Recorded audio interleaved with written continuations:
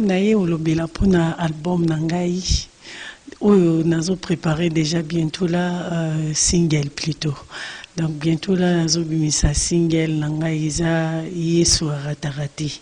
Pona nini Yesu aratarate pona kotala bikamwa Yesu asalara, donc c'est un peu ça Yesu aratarate. Pel nangai zali donc bayoka banzembo eko kati ya single oyo nalobeli Yesu aratarate, nalobeli Yesu aza nyonso na yangai mususu eza samuna, donc samuna eza tokumisa nzambe. Donc c'est un peu ça appel nangai eza na mutu nyonso tu ayoka nzembo oyo tika nzambe asunga mabota nyonso oyo aza na problème akamata nkolo atia na première position akokoma nyonso ya ye. Donc oyo nyonso azolanda ngai oyo nzambe atuta oyo nzambe kotuta motema na ye aya soutenir œuvre ya nzambe nzambe pe akopambola ye.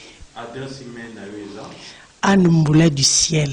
Bon, nazo senga na mutu nyonso ya motema malamu album album ezali nazo préparé o nyonso bisika nyonso bozolanda ngai naza na posa ya soutien na bino bo soutenir ngai naza un producteur te nazo bundanga moko elongo na nkolo mais yo pe so place ozali sunga ngai nzamba opambola ozali nzambe zuwa lokumu ozali nzambe mopesi na bomoi ozali nzambe papa na Yesu Kristo Mesia bayeba mibenga banzambe bakufati lelo baza na nkunda oya biso ya Jésus akufaka après 3 jours asekwa Jésus na biso eyazala bomoi pona libela ndeko ya kala Yesu ozwa bomoi oya libela bomoi Yesu apesaka eza richesse pona ba Kristo